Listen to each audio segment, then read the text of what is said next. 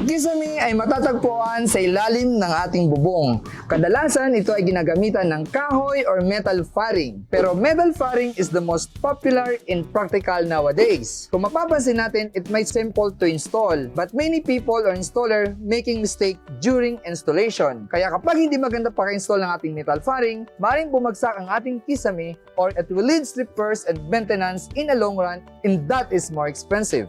In this video, I'm going to share with you tips on installing metal faring for our ceiling assembly.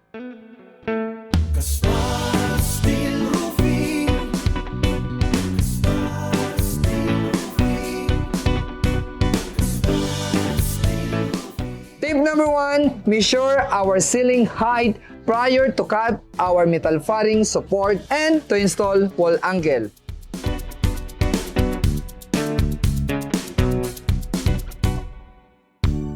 Use label hose or measuring tip. Markahan nito gamit ng ating marker. At nakita ko na to, sir. Doon ka naman sa kanya para yung legal neto. Please don't forget to like and subscribe para updated kayo sa aming channel, ang Caspar Roofing Channel. Sinong pipitek? Si Alex o ikaw? Ikaw na, Brad. Alright.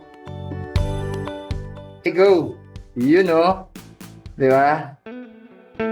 Casparsteel Roofing. Casparsteel Roofing. Always remember, mas okay na yung mahaba kaysa sa maiksi para may allowance tayo. Tip number 2, install the wall angle 1 by 1 or around the wall structure using our handrail with flat heads or concrete nail.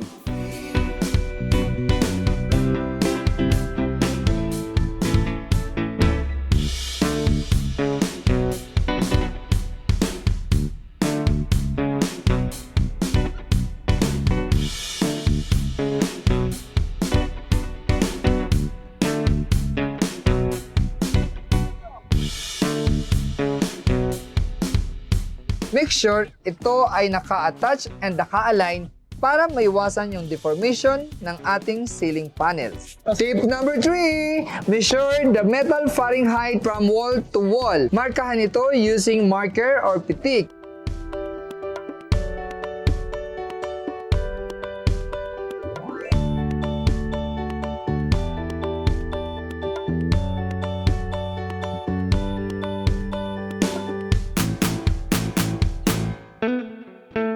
Casparsteel Roofing.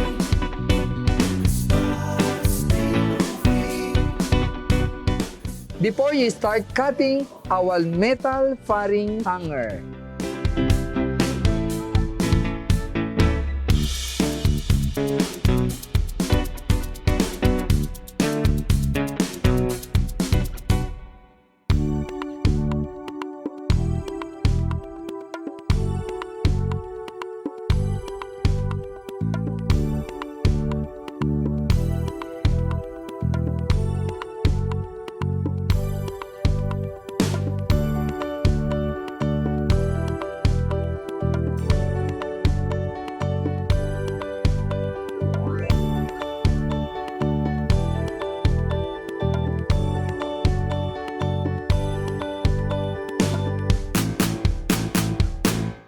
Tip number 4, install the metal hanger. Attach the metal hanger using flat heads to our concrete slab every 1.2 meters. Use tech screw for C-purlins or wood purlins.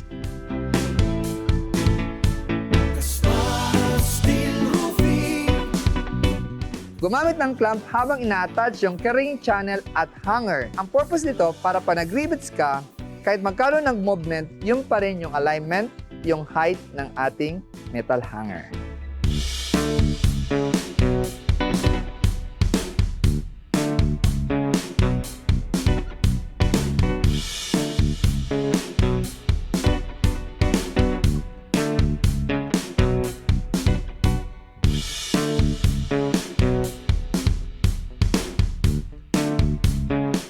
Tip number 5, attach the carrying channel to metal hanger, 0.6 meters from the wall and every 1 meter up to the end. Be sure to lay out from center up to the end of our wall.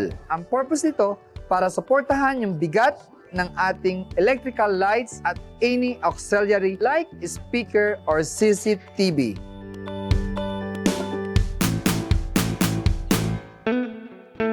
Casparsteel Roofing. Casparsteel Roofing.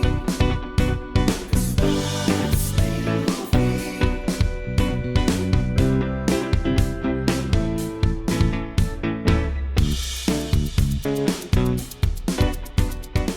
Tip number 6, install the metal fairing in every 16 by 16 using flatheads screw.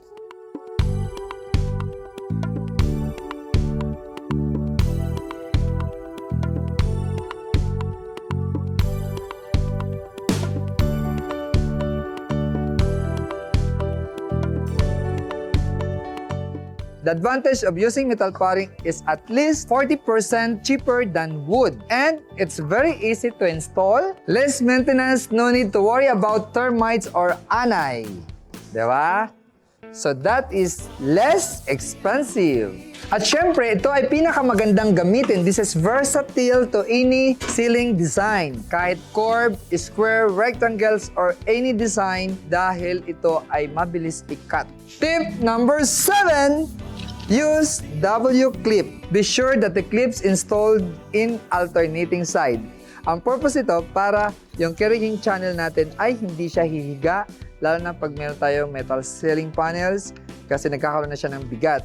So, dapat yung pag-install niya ay alternate. So, metal fairing, then metal fairing. So, alternate side siya. So, sobrang bigat niya, maaaring hindi siya humiga o hindi siya higa dito kasi nakasupport siya parehas.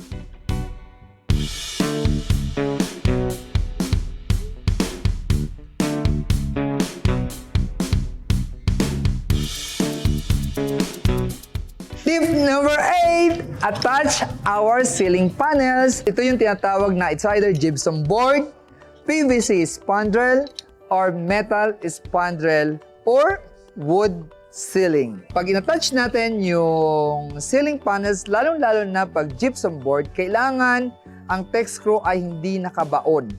Kasi pag nakabaon siya, ibig sabihin, kunti na lang yung kapit niya sa ating metal fairings, maaaring bumagsak yung ating kisame.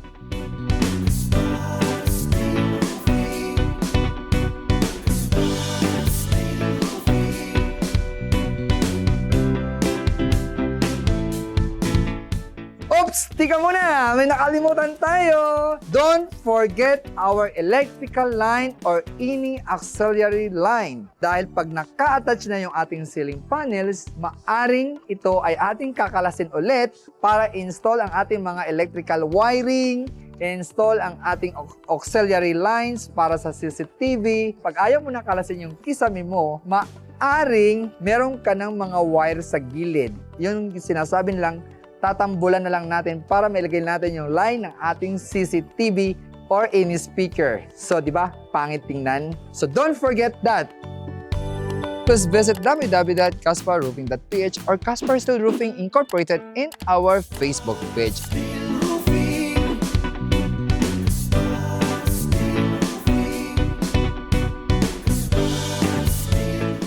And remember, if you want strong, durable, and built to last, all you have to do is reserve